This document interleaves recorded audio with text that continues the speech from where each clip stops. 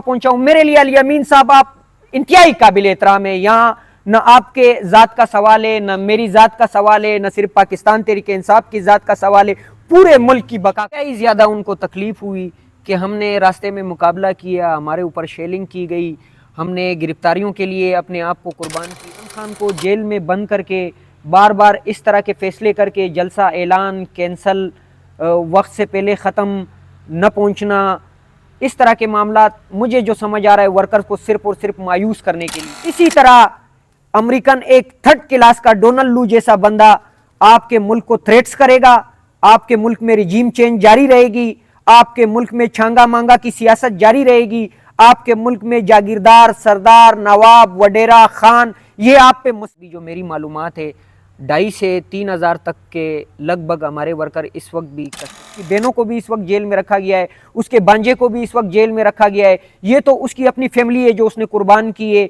जो उसने अपने 27 साल कुर्बान किए, जो उसने अपनी औलाद कुर्बान की है, लेकिन आपका मुल्क का मुस्तकबिल इंतहाई ज़्यादा था। कैसे देखते हैं चीफ जस्टिस साहब की एक्सटेंशन और जो ये आइन में तरमीम कर रहे हैं, बड़ा मसला बना हुआ है, इजलास बुलाया नहीं हुआ। जिस तरह एक्सटेंशन का मामला है, दुनिया के किसी अदालती निज़ाम में अगर ऐसी कोई मिसाल मौजूद है तो फिर तो समझ आती है। अगर दुनिया में कहीं भी ऐसी मिसाल मौजूद नहीं है तो आप कौन से नेल्सन मंडेला बन रहे हैं, क्या कर रहे हैं आप? बिस्मिल्लाहिर्रहमानिर्रहीम। तमाम सुनने देखने वालों को सैयद सुदेर इंसाफ़ी का सलाम। आप देख रहे हैं SN पॉइंट PK और मैं इस टाइम मौजूद हूँ एक ऐसी शख्सियत के साथ जो किसी तारुफ के मुहताज नहीं। पाकिस्तान के पसमानदा तरीन सूबा बलोचिस्तान से इनका ताल्लुक़ है।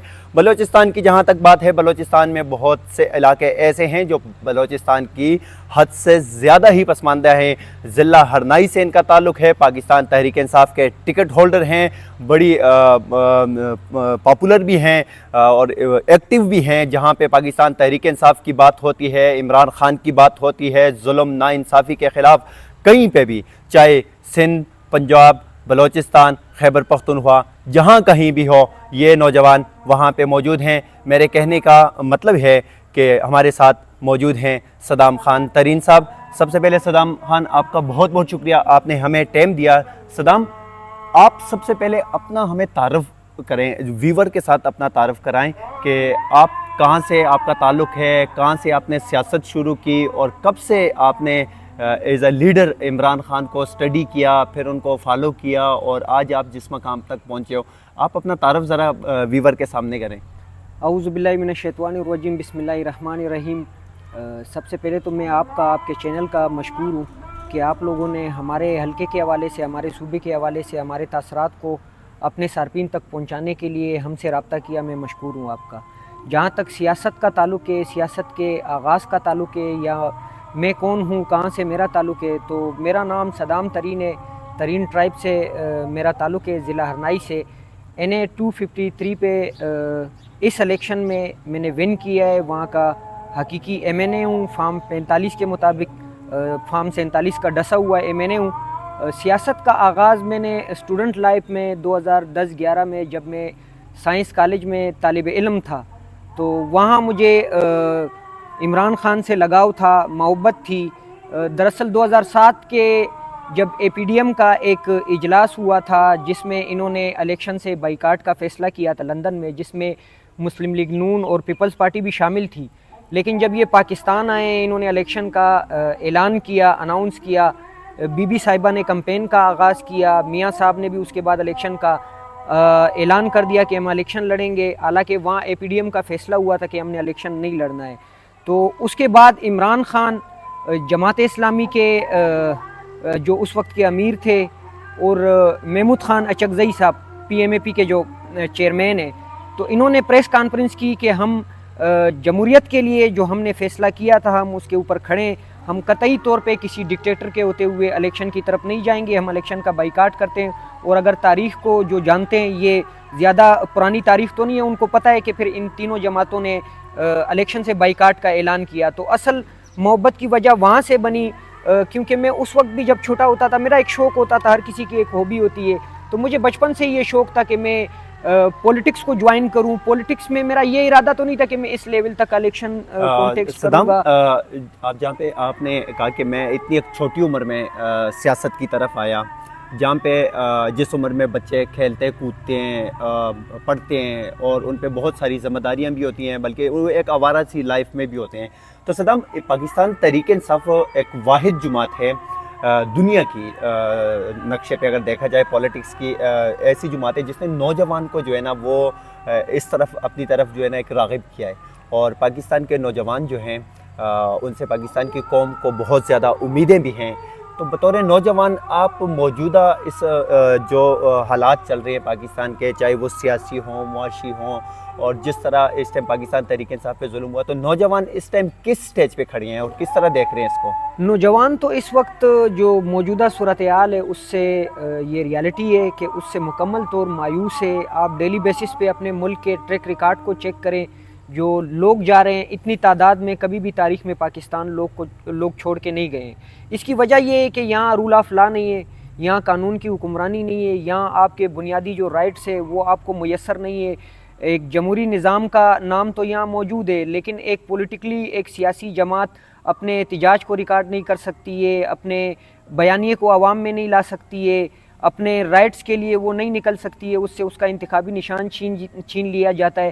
یعنی کہنے کا مقصد یہ ہے یہاں کوئی بھی ہمیں مستقبل نظر نہیں آ رہا ہے۔ لیکن اگر اس ملک کے ساتھ ہماری امیدیں جڑی ہے، یا ہم یہ سمجھتے ہیں، یعنی نوجوان ہم کا مطلب جو پاکستانی نوجوان ہے، اگر وہ یہ سمجھتے ہیں کہ کہیں ہمیں کوئی امید نظر آ رہی ہے، تو وہ عمران خان کی شکل میں ایک ہوپ اس ملک کے پاس موجود ہے، جو چاروں صوبوں میں رہنے والے جو مظلوم لوگ ہیں ان کو ایک ساتھ لے کے چل سکتا ہے، ان کے مسائل کو حل کرنے کی صلاحیت رکھتا ہے، اور انٹرنیشنلی ہمارے ملک کے وقار کو جو مجروح کیا گیا ہے، جو نقصان پہنچا ہے وار اینڈ ٹیرر پالیسی کی وجہ سے، اور ہمارے اپنے امپورٹڈ اعلاکار جو ہے ان کے غلط فیصلوں کی وجہ سے، تو اس تمام تر وقار کو دوبارہ بحال کرنے کے لیے ہمارے پاس ایک ہی لیڈر ہے۔ تو نوجوانوں کو عمران خان سے، پاکستان تحریک انصاف سے بہت بڑی امیدیں وابستہ ہے، جس کے لیکن لیے آپ جس طرف کہہ رہے ہیں کہ نوجوانوں کو عمران خان سے امیدیں وابستہ ہیں، اور وہ عمران خان جس کی آپ بات کر رہے ہیں وہ 2 سال سے جیل میں قید ہے، اڈیالہ جیل میں، پہلے کوٹ لکھپت ادھر تھے، اٹک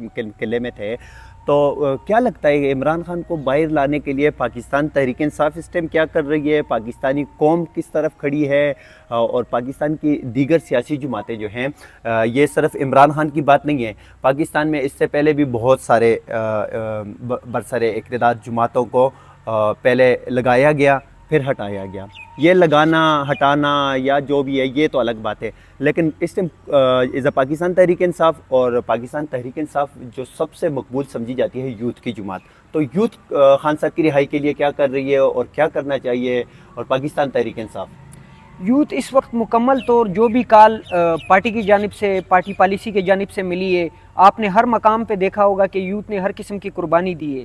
موجودہ جو اسلام آباد کا احتجاج تھا، جو خان صاحب کی طرف سے کال دی گئی تھی، آپ دیکھ لیں کہ نوجوانوں نے کس طرح میدان میں شیلنگ کا سامنا کیا، فائرنگ کا سامنا کیا، گرفتاریوں کا سامنا کیا۔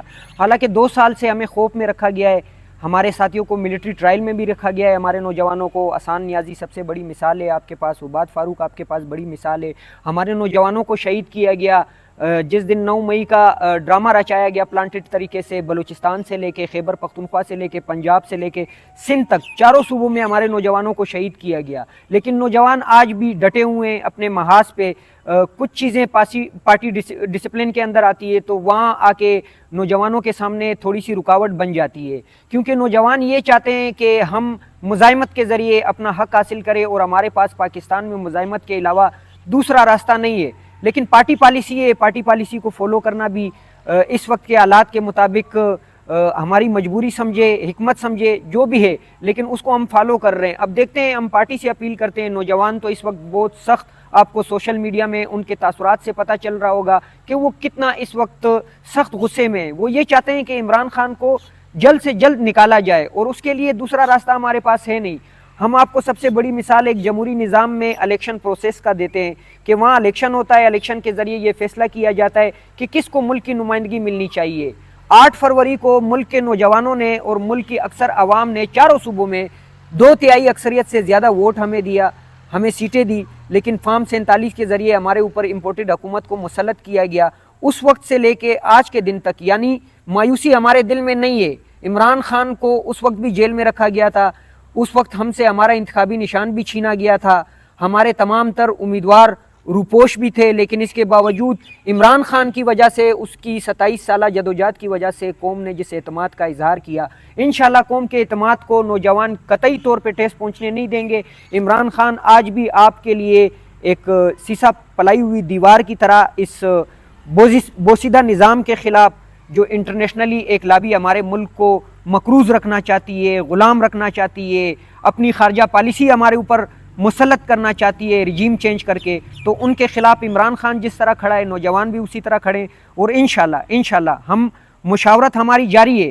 اگر ہمیں کہیں پالیسی میں جہاں ہمیں محسوس ہوا کہ اب ہم نے انتظار نہیں کرنا ہے، تو ضروری نہیں ہے کہ ہم مین پالیسی کے ساتھ ہی چلیں، ہم as a nation, as a اس ملک کے شہری، ایز اے ایک انسان جو اللہ پاک نے ہمیں شعور دیا ہے، اس کے مطابق بھی ہم نوجوان آپس میں رابطے میں ہم ایک بڑا سٹیپ لے کے اپنے لیڈر کی آزادی کے لیے بہت بڑی تھیوری چلائیں گے۔ ڈسپلن کی بات کی اور خان صاحب کے جو احکامات آتے ہیں اڈیالہ جیل سے ان کی بات کی، تو میں ناظرین کے ساتھ یہ پچھلی ہفتے کا یہ رکھتا ہوں کہ خان صاحب نے یہ پیغام دیا تھا کہ اسلام آباد ڈی چوک دھرنا ہوگا، اور دھرنے کے بعد 2 دن جو ہے وہ پورے پاکستان میں یا پھر جو مقامات دیے گئے تھے وہاں پہ احتجاج ہونا ہے۔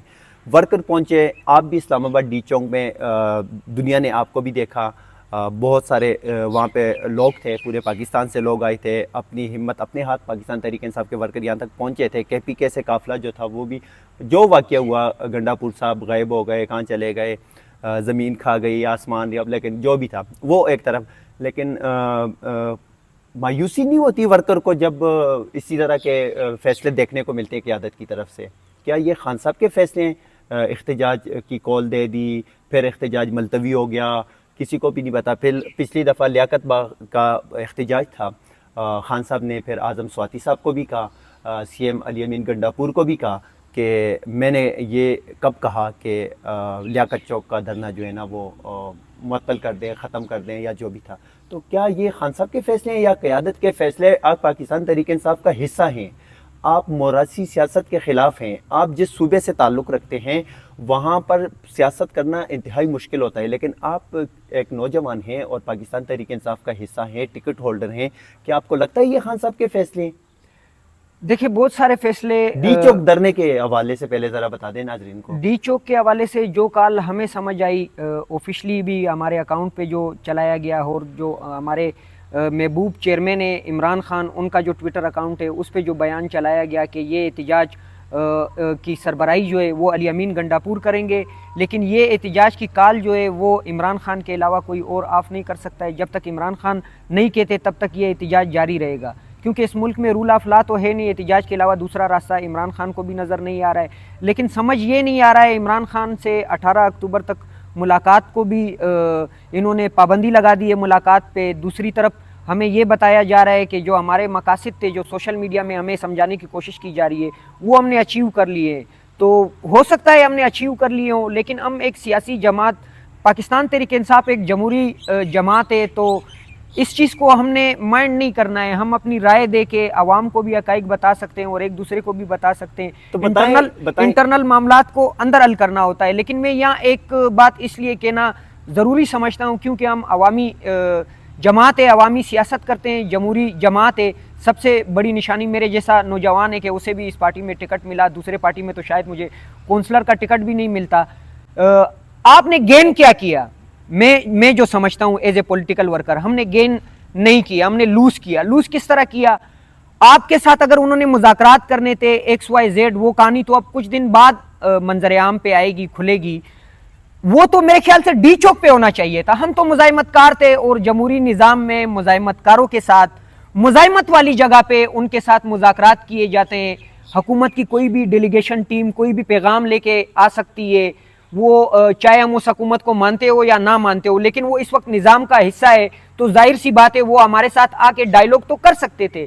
تو اس کی وجہ سے ہمیں عوام میں ہم یہ کہہ سکتے تھے کہ آپ کے درمیان مذاکرات ہوئے، اور وہ عوام کے درمیان کے مذاکرات تھے، اس پر کوئی اعتراض بھی نہیں کر سکتا تھا۔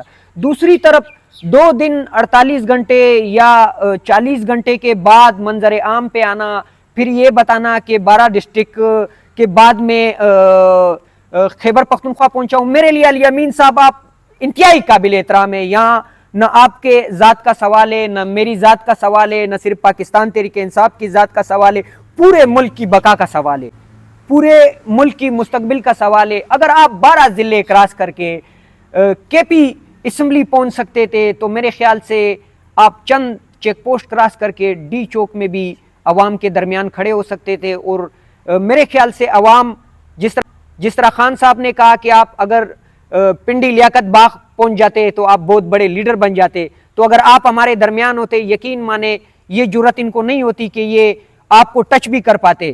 ہاں ایک صورت آپ کو ٹچ کر پاتے، جو وہاں نوجوان موجود تھے، جس تعداد میں تھے وہ سب کو پتا ہے، سوشل میڈیا پہ چل چکا ہے، وہ ہمارے سینوں پہ وار کر کے، ہمیں شہید کر کے، ہماری لاشوں سے گزر کے پھر آپ کے پاس آتے۔ لیکن وقت ہی اب ثابت کرے گا، ہم ورکرے، ہم اپنے جذبات کے مطابق سوچتے ہیں، جو عام لوگوں کے درمیان ہم گھومتے ہیں ان کے مطابق ہم سوچتے ہیں۔ آپ ڈی چوک میں موجود تھے، آپ ایک ورکر ہیں پی ٹی آئی کے، یہ کہہ کے آپ بتائیں جب آپ کو وہاں پہ خبر ملی، شیلنگ ہو رہی تھی، پکڑ دکڑ ہو رہی تھی، سننے میں آ رہا ہے کہ 1000 سے زائد پاکستان تحریک انصاف کے ورکر اسلام آباد سے گھروں سے اٹھایا، ڈی چوک سے اٹھایا، کہیں سے بھی ان لوگوں کو ٹریس کر کے اٹھایا گیا۔ آپ ایک ورکر وہاں پہ موجود تھے، جب آپ کو اطلاع ملی کہ ہمارا سی ایم صاحب نہیں آ رہا، احتجاج معطل ہو رہا ہے، تو ایک ورکر پہ کیا اس وقت گزری، کیا لگا ان کو اتنی شیلنگ اور مشکلات کھانے کے بعد؟ سوشل میڈیا کی وجہ سے اور الیکشن لڑنے کی وجہ سے مجھے اکثر جو ورکرز نوجوان وہ جانتے ہیں، تو جب میں ان کی درمیان ہوتا ہوں تو وہ اپنے جذبات سب کچھ کھل کے بیان کرتے ہیں۔ انتہائی زیادہ ان کو تکلیف ہوئی کہ ہم نے راستے میں مقابلہ کیا، ہمارے اوپر شیلنگ کی گئی، ہم نے گرفتاریوں کے لیے اپنے آپ کو قربان کیا، حاضر کیا۔ ہمارے اس وقت بھی جو میری معلومات ہے 2.5 سے 3 ہزار تک کے لگ بھگ ہمارے ورکر اس وقت بھی کسٹڈی میں انہوں نے ڈی چوک سے گرفتار کیے ہیں، اس میں سے چند ریلیز ہو گئے ہوں گے، وہ وکلا لگے ہوئے ہیں اپنی جگہ پہ، وکلا بھی کوشش کر رہے ہیں جو ایکٹیو وکلا ہیں۔ تو ان معاملات سے بہت سخت تکلیف پہنچی ورکرز کو، لیکن ایک بات ہے، میں بذات خود تجربہ ہے، سیاست میں وقت گزارا ہے، عمران خان کی ٹریننگ ہے، انہوں نے 2014 کے دھرنے سے لے کے اسلام آباد میں جب پاناما لیکس کا معاملہ ہوا تھا، لاک ڈاؤن سے لے کے، پھر جو ہم نے رائیونڈ مارچ کیا تھا اس سے لے کے، حافظ آباد کے مارچ سے لے کے، زمان پارک کے معاملات اور بنی گالہ میں جو احتجاجز ہوئے، یعنی تمام ٹریننگ ہوئی ہے ہماری، ان سب معاملات کو ہم نے دیکھا ہے۔ یہ ایک لمبی گیم ہے، لمبی جنگ ہے۔ مایوس تو میں بذات خود نہیں ہوں، لیکن جو ہمارے ورکر ہے ہر کسی کی اس حد تک ان کی معلومات کی رسائی بھی نہیں ہوتی ہے، ان کا تجربہ بھی نہیں ہوتا ہے، وہ اپنی جگہ پہ غلط نہیں ہے، بالکل درست ہے۔ لیکن ہم اپنے ورکر سے اپیل کرتے ہیں کہ یہ وقت مایوسی کا نہیں ہے، شاید جو مجھے سمجھ آ رہی ہے ضروری نہیں ہے کہ وہ ٹھیک ہو، میں غلط بھی ہو سکتا ہوں، لیکن مجھے یہ سمجھ آ رہا ہے کہ عمران خان کو جیل میں بند کر کے بار بار اس طرح کے فیصلے کر کے، جلسہ اعلان کینسل، وقت سے پہلے ختم نہ پہنچنا، اس طرح کے معاملات مجھے جو سمجھ آ رہا ہے ورکر کو صرف اور صرف مایوس کرنے کے لیے ہو رہے ہیں۔ تو ورکر کو مایوس کسی صورت نہیں ہونا ہے۔ اگر آپ مایوس ہو گئے، یہ اس ملک میں جو یہ چاہتے ہیں اس تسلط کو جاری رکھیں گے، اس تسلط کو جاری رکھنے سے نقصان یہ ہونا ہے کہ عمران خان کو یہ جیل میں مسلسل رکھ سکتے ہیں، اس کی جان کو نقصان پہنچا سکتے ہیں، اس کی بہنوں کو بھی اس وقت جیل میں رکھا گیا ہے، اس کے بانجے کو بھی اس وقت جیل میں رکھا گیا ہے۔ یہ تو اس کی اپنی فیملی ہے جو اس نے قربان کی ہے، جو اس نے اپنے 27 سال قربان کیے، جو اس نے اپنی اولاد قربان کیے، لیکن آپ کا ملک کا مستقبل انتہائی زیادہ تاریک ہوگا۔ اسی طرح امریکن ایک 3rd کلاس کا ڈونلڈ لو جیسا بندہ آپ کے ملک کو تھریٹس کرے گا، آپ کے ملک میں رجیم چینج جاری رہے گی، آپ کے ملک میں چھانگا مانگا کی سیاست جاری رہے گی، آپ کے ملک میں جاگیردار، سردار، نواب، وڈیرا، خان یہ آپ پہ مسلط رہیں گے۔ آپ کے جو عام لوگ ہیں وہ عام کے عام رہیں گے، بلکہ عام سے بھی زیادہ انتہائی اور غربت کی طرف جائیں گے، تباہ و برباد ہوں گے۔ اگر آپ اس ملک میں رول آف لا کی حکمرانی چاہتے ہیں، اس ملک کا مستقبل بہتر دیکھنا چاہتے ہیں، اپنے مستقبل کو، اپنے آنے والے نسلوں کی مستقبل کو بہتر دیکھنا چاہتے ہیں، آپ کے پاس ماں سوائے عمران خان اور اس وقت اتفاق و اتحاد، جوش و جذبے، مزاحمت، استقامت اور بہادری کے علاوہ اور کوئی راستہ نہیں ہے۔ تاریخ دیکھ لیں، آپ خالد بن ولید کے اولاد ہے، آپ تاریخ دیکھ لیں، آپ حضور صلی اللہ علیہ وسلم کے امتی ہے، آپ تاریخ دیکھ لیں، آپ اس رب کریم کے اشرف المخلوقات بنائے گئے اشرف المخلوقات ہے جس نے ابراہیم علیہ السلام کو آگ میں محفوظ رکھا، یونس علیہ السلام کو انہوں نے مچھلی کے پیٹ میں پانی میں محفوظ رکھا، یوسف علیہ السلام کو کنویں میں محفوظ رکھا، اسے اپنوں نے کنویں میں گرایا، لیکن اللہ پاک کی شان دیکھے، اس کا فیصلہ تھا اس نے مصر کا بادشاہ بنا دیا۔ تو اللہ پاک انشاءاللہ عمران خان کو اپنے نصرت کے ذریعے، اپنے اس کو غیبی مدد کے ذریعے بھی انشاءاللہ رہا کروائے گا، لیکن ایز اے قوم جو ہمارا فرض بنتا ہے میرے خیال سے ہمیں اس فرض کو ادا کرنا چاہیے۔ اچھا صدام، آپ نے بہت اچھی باتیں کی بڑی تفصیل سے۔ آپ ملک میں اس ٹائم جو سب سے بڑا مسئلے چل رہے ہیں اس پہ بھی بات کریں گے۔ قاضی فائز عیسیٰ صاحب کی بڑی خبریں چل رہی ہیں، چیف جسٹس رہیں گے نہیں رہیں گے، آئین میں ترمیم کے حوالے سے باتیں چل رہی ہیں۔ انہی انتشار کی وجہ سے ملک کی معیشت جو ہے وہ مکمل طور پہ تباہ ہو چکی ہے۔ اس طرف کسی کی کوئی ہمارے حکمران نہ کوئی دیکھنے والا ہے نہ سوچ۔ آپ کیسے دیکھتے ہیں چیف جسٹس صاحب کی ایکسٹینشن اور جو یہ آئین میں ترمیم کر رہے ہیں؟ بڑا مسئلہ بنا ہوا ہے، اجلاس بلایا نہیں ہوا، پھر یہ وہ، تو اس بارے میں آپ قوم کو بھی بتائیں اور اپنی رائے کا اظہار بھی کریں کہ قاضی صاحب کے بارے میں کیا کہتے ہیں آپ؟ ایز اے سیاسی طالب علم جو مجھے سیکھنے کو، دیکھنے کو ملا ہے، پڑھنے کو ملا ہے، دنیا میں آئین سازی جو ہے وہ ملک میں جو ویک پوائنٹ ہوتے ہیں ان کو کور کرنے کے لیے کی جاتی ہے۔ ہمارے ملک میں ویک پوائنٹ پیدا کرنے کے لیے جو مجھے سمجھ آ رہا ہے ترمیم کی جاتی ہے۔ جس طرح ایکسٹینشن کا معاملہ ہے، دنیا کے کسی عدالتی نظام میں اگر ایسی کوئی مثال موجود ہے تو پھر تو سمجھ آتی ہے۔ اگر دنیا میں کہیں بھی ایسی مثال موجود نہیں ہے تو آپ کون سے نیلسن منڈیلا بن رہے ہیں؟ کیا کر رہے ہیں آپ کو سمجھ آ رہی ہے؟ آپ کون سی تاریخ بنانے جا رہے ہیں؟ آپ کے ملک میں عدلیہ بھی اس طرح ہے کہ اس کو واٹس ایپ پہ چلایا جا رہا ہے۔ جو موجودہ عدلیہ ہے، آپ نے نہیں دیکھا کس طرح جسٹس قاضی فائز عیسیٰ نے 8 فروری سے پہلے ہمارا انتخابی نشان ہم سے رات کو 12 بجے چھینا۔ جس دن عمران خان کے خلاف عدم اعتماد پیش کی گئی، آپ نے نہیں دیکھا کہ رات کو 12 بجے عدالتیں کھلی؟ کیا کبھی قوم کے لیے رات کو 12 بجے عدالتیں کھلی ہے؟ کیا کبھی قوم کے اوپر ہونے والے ظلم کے لیے رات کو 12 بجے عدالتیں کھلی ہے؟ دوسری طرف قاضی صاحب اپنے مرضی کے فیصلے ہم پہ مسلط کر رہے ہیں، قانون کو مجروح کر رہے ہیں، جو آپ کے بنیادی رائٹس ہے اس کو مجروح کر رہے ہیں۔ ان کا اپنا ٹینور، انہوں نے جتنا ظلم کرنا تھا وہ تو ہمارے ساتھ کر لیا، اس پہ ان کا دل ٹھنڈا نہیں ہے۔ ہمیں شہیدوں کی قربانیاں دینی پڑی، ہمیں اپنے گھروں کو چھوڑ کے، اپنے بچوں کو چھوڑ کے روپوشی کی قربانیاں دینی پڑی۔ آج کدھر ہے مراد سعید؟ آج کدھر ہے قاسم سوری صاحب؟ کس وجہ سے یہ لوگ نہیں ہے گراؤنڈ پہ؟ ان کے ظلم کی وجہ سے، ان کے غلط ہتھکنڈوں کی وجہ سے وہ لوگ گراؤنڈ پہ نہیں ہے۔ اس تمام چیزوں کو ان کے ٹینور کی وجہ سے ہم نے فیس کیا ہے۔ اب اس پہ دل ٹھنڈا نہیں ہو رہا ہے تو یہ چاہتے ہیں کہ اب مسلسل 3 سال اسی طرح کے قاضی، کیونکہ قاضی کے غلط فیصلوں کی وجہ سے ان کے آقاؤں کو بہت بڑی تسکین مل رہی ہے، ان کو مزہ آ رہا ہے کہ یہ قوم کو ذلیل کرے، اور دوسری طرف قوم کا ری ایکشن دیکھے، شعور دیکھے۔ قاضی صاحب ایز اے ایک انسان کی ہمارے اوپر قدر ہے، لیکن جس سیٹ پہ آپ بیٹھے ہیں اس سیٹ کے اہمیت اور حیثیت کے مطابق ہم اس قوم میں سے ہیں، ہمارا حق بنتا ہے ہم آپ سے سوال بھی کرے، آپ کے غلطی پہ بات بھی کرے، آپ کے غلط فیصلوں کو کنڈم بھی کرے۔ یہ جاتے ہیں وہاں سے کسی بیکری سے کوئی چیز خریدنے، وہاں اس کو کیا الفاظ سننے کو ملتے؟ کیوں ملے اس طرح کے الفاظ سننے کو؟ کیا اس کو اس سے ذاتی طور تکلیف تھی؟ شاید وہ بندہ اسے ذاتی طور جانتا بھی نہیں ہو کہ یہ بلوچستان سے تعلق رکھتا ہے۔ میں تو حیران ہوں بلوچستان کی تاریخ کو دیکھ کے، بلوچستان میں جس طرح لوگ قربانیاں دیتے ہیں، ان کی سیاسی مزاحمت کو دیکھ لیں آپ۔ بلوچستان میں لوگوں نے بہت قربانیاں دی ہیں، لیکن وہ آج بھی اپنی جگہ پہ، اپنی محاذ پہ ڈٹے ہوئے ہیں۔ لیکن قاضی صاحب پتہ نہیں، آپ بلوچستان کا نام بھی بدنام کر گئے، ہمارا نام بھی بدنام کر گئے، عدلیہ کا نام بھی بدنام کر گئے، ملک کا نام بھی بدنام کر گئے۔ ابھی بھی آپ لوگوں کو تسکین نہیں ہے، تو آپ لوگوں سے عرض ہے کہ آپ لوگ ان کنڈوں سے پیچھے ہٹ جائیں۔ یہ آئین سازی ہم قطعی نہیں ہونے دیں گے۔ اگر آپ کر لیں گے بھی تو اس آئین سازی کے خلاف جو جدوجہد ہم کر رہے ہیں ہم کرتے رہیں گے۔ بنیادی رائٹس کو کسی طور آپ غصب نہیں کر سکتے۔ اچھا صدام، پشاور میں، خیبر میں، بلکہ پورے پاکستان سے پختون جو ہیں ان کا ایک جرگہ سننے میں آیا ہے، وہاں پہ گرفتاریاں بھی ہوئی ہیں، کچھ وہاں پہ لوگ شہید بھی ہوئے ہیں۔ منظور پشتین صاحب اس کو لیڈ کر رہے ہیں۔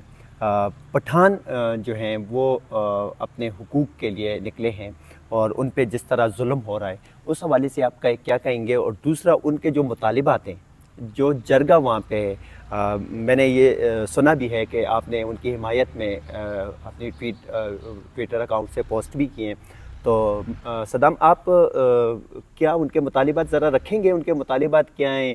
اور ان پہ ان کو احتجاج، جس طرح آپ کہہ رہے ہیں پاکستان تحریک انصاف کو اپنے حق کے لیے پرامن احتجاج کی اجازت نہیں مل رہی، تو اسی طرف دوسری طرف منظور پشتی نے پشتون موومنٹ جو کہ ہے ایک موومنٹ بنی ہوئی ہے وہ، اور ان کا پاکستان تحریک انصاف کے ساتھ کچھ رابطے بھی ہوئے ہیں، وہ بعد میں بات کریں گے، لیکن پہلے ان کے مطالبات اور ان کے مطالبات جو ہیں اس کی راہ میں رکاوٹ جو بن رہی ہیں وہ لوگ ان کے بارے میں کیا کہتے ہیں؟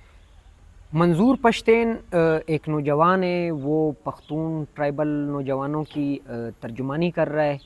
ان کے ڈیمانڈز جو مجھے سمجھ آئیں as a politically worker, ground پہ ہم ہوتے ہیں، ہر وقت زندگی گزارتے ہیں، میرا خود اپنا قبائلی ایریا سے تعلق ہے، تو ان تمام چیزوں کا اندازہ ہے. ان کے مطالبات لاپتہ افراد ہے، ان کے مطالبات امن و امان ہے، جو وار ان ٹیرر کی بار کی پالیسی ہمارے اوپر. لاپتہ افراد جو ہیں یہ کہاں چلے گئے ہیں؟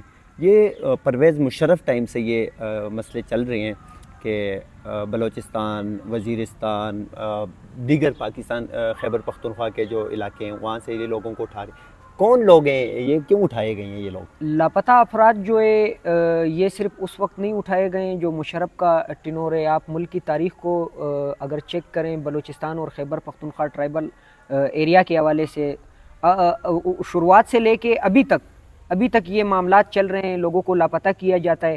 اب اٹھانے والے کون ہیں یہ بھی اب چھپے ہوئے نہیں ہیں، اس ملک میں نامعلوم، سب کو معلوم ہے کہ کون اٹھاتے ہیں. سوال یہ بنتا ہے کہ ریاست کے اندر ریاست کون بنا ہوا ہے، اور ریاست نے ریاست کے اندر کس کو چیلنج کیا ہوا ہے، وہ سب کو پتہ ہے.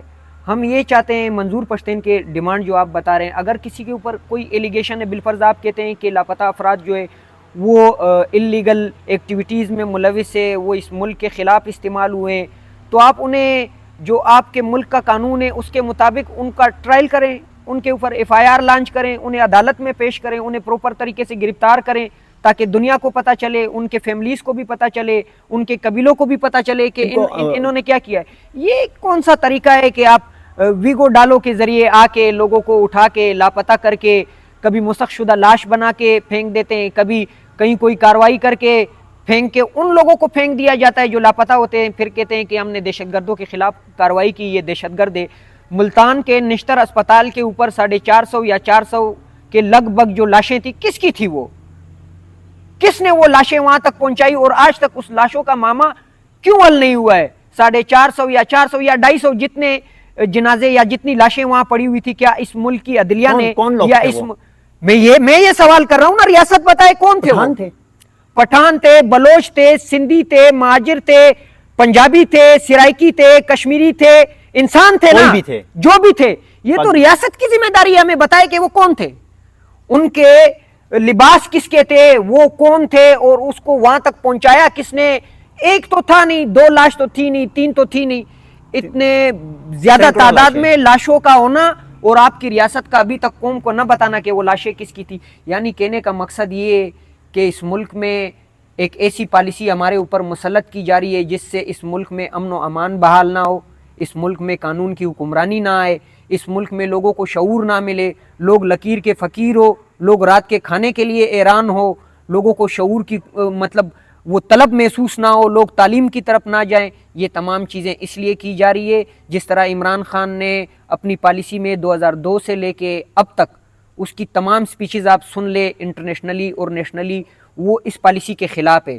وہ سمجھتا ہے، بلکہ وہ سمجھتا نہیں ہے، یہ تاریخ ہے، وہ ٹھیک کہہ رہا ہے، جو وہ بتا رہا ہے وہ بالکل درست بتا رہا ہے کہ یہ ٹرائبل جو ہے، یہ قبائلی لوگ جو ہے، چاہے وہ بلوچستان کے یا خیبر پختونخوا کے، وہ تو اس ملک کے وہ لوگ ہیں جنہوں نے تاریخ میں بہت بڑی قربانیاں دی ہے. کبھی بھی اس ملک پہ اگر جنگ مسلط ہوئی ہے تو وداؤٹ اینی پے انہوں نے اپنی جان کی قربانیاں دی ہے، اپنے اسلحے کی قربانیاں دی ہے، اپنے مال کی قربانیاں دی ہے. اور آپ لوگوں نے انہی کے اوپر انگریز کے کہنے پہ، گورے کے کہنے پہ، امریکہ کے کہنے پہ، نیٹو کے کہنے پہ ڈرون حملے بھی کیے.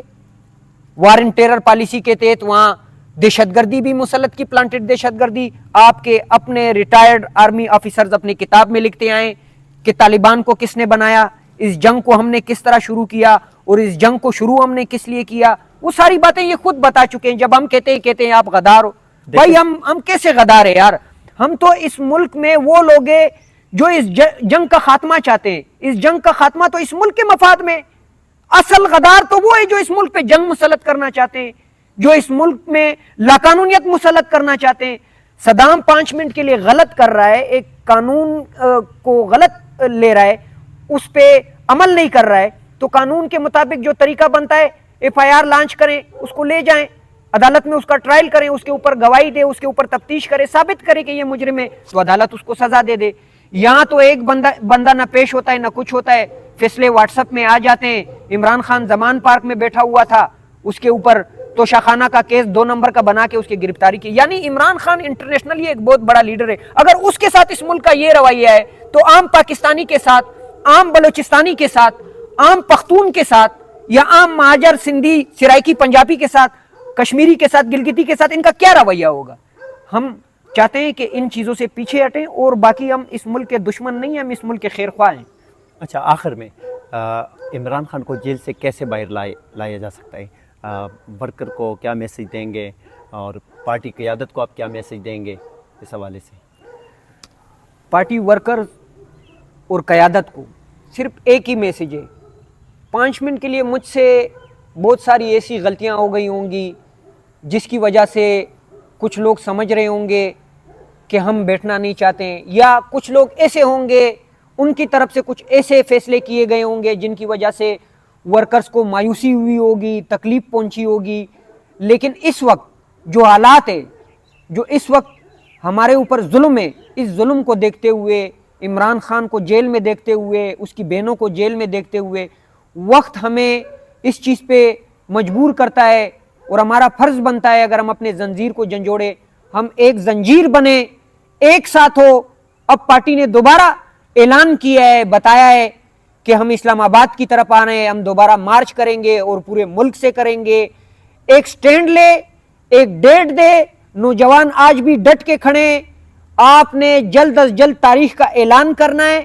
تاریخ کے اعلان میں دیر اگر ہم نے کر دی تو یہ آئین سازی بھی کر دیں گے, یہ قاضی کے جو ارمان ہیں وہ بھی پورے کر دیں گے. ظاہر سی بات ہے پھر ملک کا مستقبل تاریک ہوگا, پھر آپ کو بہت زیادہ قربانی دینی پڑے گی. جو وقت پہ آپ بغاوت نہیں کرتے, بعد میں جا کے آپ کو پھر اس کے لیے بہت بڑی قربانیاں دیتی ہے. بغاوت جو ہے ہم نے ملک سے نہیں کرنی, بغاوت جو ہے ہم نے آئین سے نہیں کرنی ہے, بغاوت ہم نے ظلم سے کرنی ہے, بغاوت ہم نے ناانصافی سے کرنی ہے, بغاوت ہم نے ان غاصب قوتوں سے کرنی ہے. جب تک ہم ایک زنجیر نہیں بنیں گے عمران خان کو نکالنا مشکل ہوگا. عمران خان کو نکالنے کے لیے جلد از جلد 20 چوک کی تاریخ دوبارہ دے کے اسلام آباد کی طرف آ کے ان کو ہم ان کی کرسیوں سے اس دفعہ گریبان سے پکڑ کر اتاریں گے انشاءاللہ. بہت شکریہ. Thank you. سمر شیخ بھائی 20 منٹ وضعیت